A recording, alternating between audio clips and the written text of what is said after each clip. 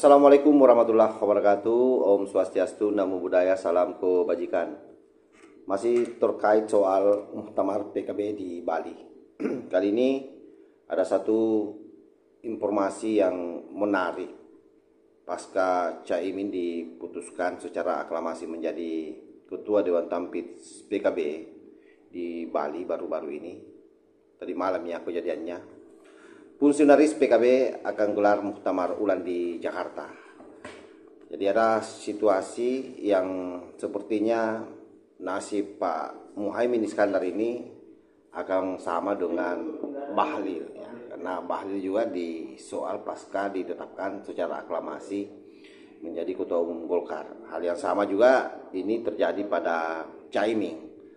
Hal ini dilansir dari Detik Jatim. Ini kita coba baca informasinya.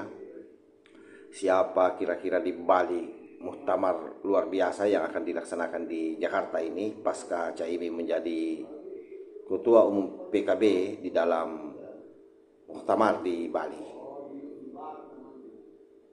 Fungsionaris PKB akan gelar muktamar ulang di Jakarta, Surabaya. Muktamar PKB akan digelar ulang pada 2-3 September 2024 di Jakarta oleh fungsionaris DPP PKB Muktamar. Muktamar ulang dilakukan setelah fungsionaris mendapatkan ratusan surat mandat dari pemilik suara sah yang merasa suara mereka tidak diakomodir dalam muktamar di Bali. Ya, jadi memang kebetulan pada saat pemaparan pandangan dari harusnya itu cabang-cabang itu hanya diwakilkan ke Ketua DPW, dan secara bulat Ketua DPW memberikan mandat Caimin untuk kembali memimpin PKB. Nah, ternyata ada ratusan DPC yang tidak sepakat. Hanya saja mungkin karena mereka takut, ya tahu sendirilah bahwa memang PKB hari ini sangat sangat ortodoks di dalam menjalankan partai ini, sehingga mungkin mereka sangat takut untuk berbeda pilihan di dalam forum. Akhirnya mereka semua secara sembunyi-sembunyi mengeluarkan surat mandat yang diserahkan kepada salah seorang fungsionaris PKB. Nah, ini kita lanjut beritanya lagi. Siapakah sebenarnya yang dimaksudkan itu fungsionaris PKB? Fungsionaris PKB adalah namanya Abdul Malik Haramain. Beliau mengatakan ada ratusan DPC dan puluhan DPW PKB yang menginginkan muktamar ulang karena sudah seharusnya kongres tertinggi PKB digelar dengan dukungan pengurus besar Nahdlatul Ulama. Nah, ya memang kita tahu bahwa dalam kongres, di dalam muktamar yang dilakukan di Bali itu PBNU tidak diundang atau tidak dilibatkan sama sekali.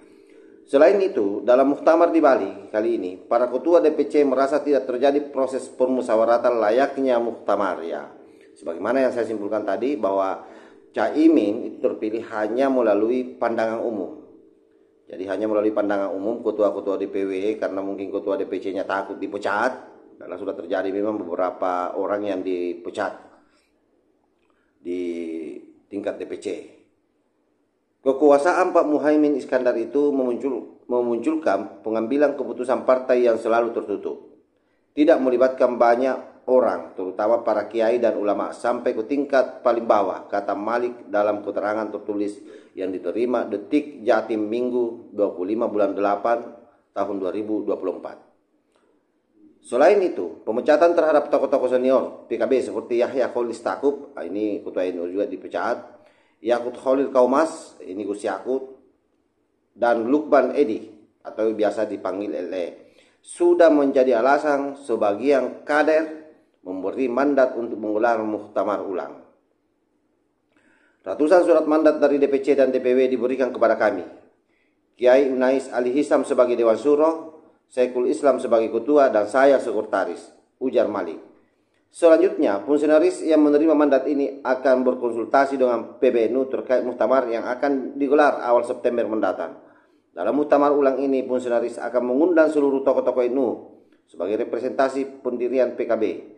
Para tokoh yang selama ini dibuang oleh Muhaimin seperti Yeni Wahid hingga Khofifah Indar Parawansa juga akan diundang. Menurut Malik, Agenda utama dalam Muktamar PKB ulang ini adalah mengembalikan PKB ke garis perjuangan awal tahun 98, di mana perang kiai dan ulama dominan dalam partai. Selain itu, Muktamar ulang ini juga akan memilih ketua umum baru. Nah, seperti itu situasi yang terjadi hari ini terkait soal PKB ya. Makanya saya bilang di awal tadi bahwa dengan aklamasinya Cak Iming melalui pandangan umum yang dilakukan oleh para ketua DPW, yang membuat kesimpulan sendiri bahwa seluruh DPC PKB mendukung Cak Iming untuk kembali duduk menjadi ketua umum Partai Kebangkitan Bangsa, maka ternyata itu menuai protes di internal PKB sendiri, terutama para DPC yang memiliki hak suara. Mereka mengeluarkan surat mandat ini kepada fungsionaris PKB sendiri yang namanya Malik Haramain. Ya, Malik Haramain sendiri ini adalah salah seorang mantan ketua umum PMI. Nah, ini sahabat ya.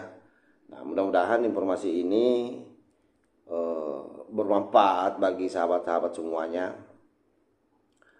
Dan saya kira apa yang dilakukan oleh sahabat-sahabat yang tidak sepakat dengan Cak Iming yang terpilih secara aklamasi, saya kira itu hal yang biasa saja di dalam proses demokrasi.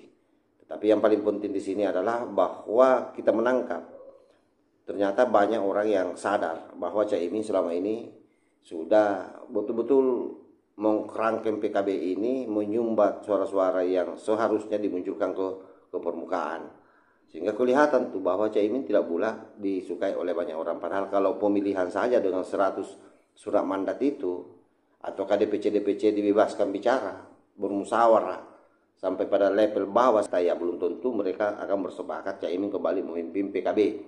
Apalagi dengan banyaknya orang-orang yang pernah dipecat. Ya, sekelas Gus Yahya saja atau mantan ketua umum Gerakan Pemuda Ansor berani dipecat, atau mantan sekjennya ya Lukman Edi. Inilah bahayanya Cak Iming, dan saya kira masih banyak lagi yang lain yang betul-betul dikebiri hak-hak politiknya di Partai Kebangkitan Bangsa oleh Cak Iming. Demikian sahabat, wassalamualaikum warahmatullahi wabarakatuh.